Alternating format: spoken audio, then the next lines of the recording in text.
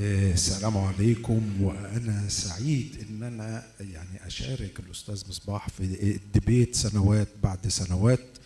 أنا هخلص من الجملة الأخيرة اللي قالها الأستاذ مصباح: لو الميتفورمين وظف في مكانه أهلا وسهلا به كفيرست لاين ثيرابي. أنا متفق معاه تمام.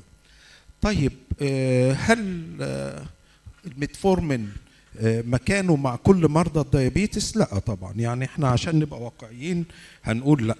خلينا نشوف كده الصوديوم جلوكوز كود ترانسبورتر 2 اخباره ايه as first line therapy. This is my disclosure, this is my agenda. دي بعض الديابيتس فاكتس.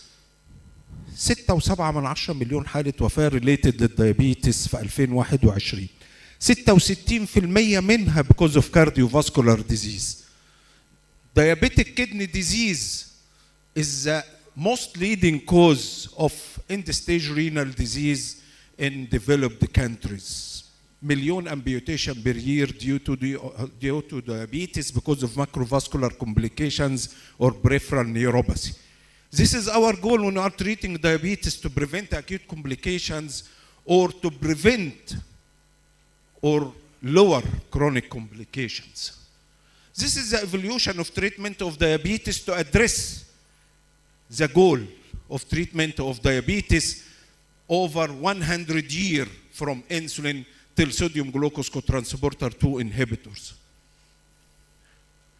How sodium glucose cotransporter 2 inhibitors work? They are working by preventing glucose reabsorption from the proximal convoluted tubules by inhibiting sodium glucose cotransporter 2 receptors, decreasing intracellular sodium, improving mitochondrial function. By activation of SIRT1 sodium glucose cotransporter 2 inhibitors promote erythropoiesis and promote ketogenesis, which have cardioprotective effect. By autophagy, they are improving cardioprotection and decrease oxidative stress. But does the mechanism of action of sodium glucose cotransporter 2 inhibitors can be translated into clinical benefit? There is overwhelming cardiovascular and renal trials of sodium glucose cotransporter 2 inhibitors addressing its effects on the cardiovascular system and the kidney. The EMBRIG, the CANVAS program, the CREDENCE, the DECLARE, the VERTIS, the SCORED trials. The net outcome of them is the reduction of major adverse cardiovascular events and decrease of cardiovascular death. There is variability from one member of the group to another, but the net result, there is reduction of cardiovascular death. Regarding the heart failure, all the members of sodium glucose cotransporter 2 inhibitors decrease the hospitalization or cardiovascular death due to heart failure, either reduced or preserved ejection fraction.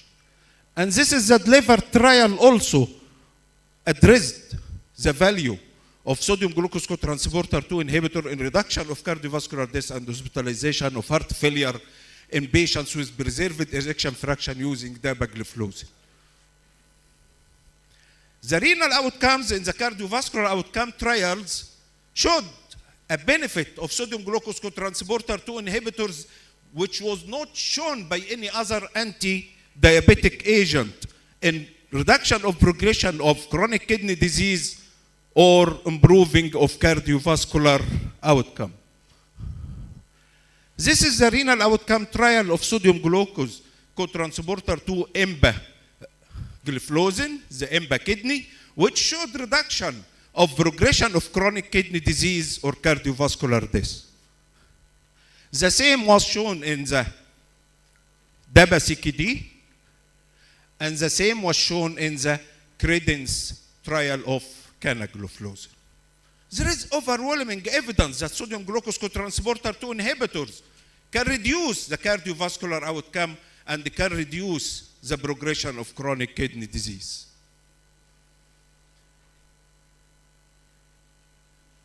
Can be considered as first-line therapy in type 2 diabetes the evidence can come from population-based cohort studies from the database in the United States of America and the other countries.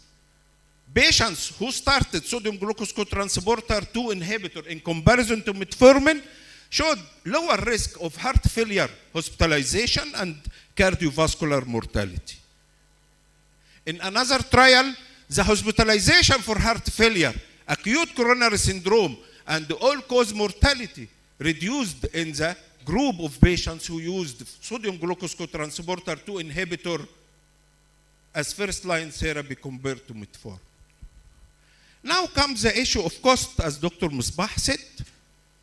There is a study in which first-line agents, sodium glucose cotransporter 2 inhibitors or GLP-1 receptor agonists, could be cost-effective if the price has been reduced by 70%.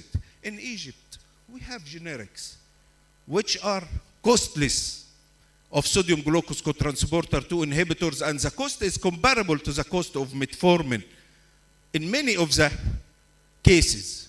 That's why cost effectiveness, it was not an issue for sodium glucose cotransporter 2 inhibitors with the presence of generics. I know this will annoy some of the companies of brand sodium glucose cotransporter 2 inhibitors. What guidelines say? This is the European Association for the Study of Diabetes, European Society of Cardiology, joint guidelines for treatment of type 2 diabetes.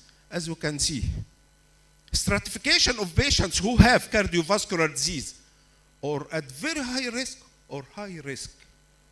They should start with sodium glucose cotransporter 2 inhibitors. This is the stratification of patients regarding cardiovascular disease. Who can tell me? Do you have any diabetic patients without a risk factor? Whatever. Most of our patients, they are obese. Most of our patients, they have LDL cholesterol more than 100.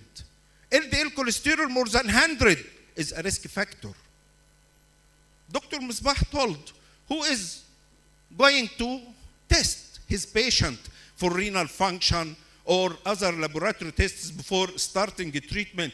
This is a must. If you are not doing, this is your problem, but it is a must. These are the American guidelines of American Diabetes Association. Till 2022, they considered metformin first-line therapy of management of type 2 diabetes plus or beside lifestyle. But what about the recent consensus of American Diabetes Association, European Association for the Study of Diabetes, which was published September 2022 and published in the Standards of Care of American Diabetes Association 1 month ago. They said that metformin used to be the first-line therapy traditionally because of its high efficacy and low cost, whatever. But they said that. However, there is ongoing acceptance that other approaches may be appropriate, notably the benefits of GLP-1 receptor agonists and sodium glucose cotransporter 2 inhibitors regarding cardiovascular disease and renal failure, with the huge burden of macrovascular complications of diabetes, high mortality because of macrovascular disease, and the leading cause of end-stage renal disease is diabetic kidney disease. These are the most recent guidelines of American Diabetes Association. The word lifestyle modification plus metformin as first-line therapy has disappeared from the recent guidelines. We must be updated. We must forget about the past or the past era. This is medicine. Medicine is up to date.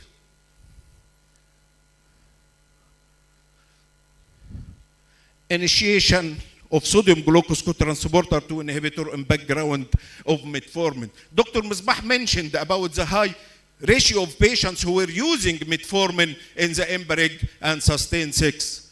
This is the EMBAREG and the CANVAS problem. the reduction of cardiovascular risk was less in the patients on background therapy of metformin. And it was better in patients who were not on background therapy of metformin. To conclude, individuals with type 2 diabetes are at high risk of cardiorenal risk. Aim of diabetes treatment is to prevent acute complications or chronic complication. Sodium glucose cotransporter 2 inhibitors have cardiorenal protective effect, and the low cost of sodium glucose generics is cost effective. I think sodium glucose cotransporter 2 inhibitors must be first-line therapy in most of patients of type 2 diabetes. Thank you.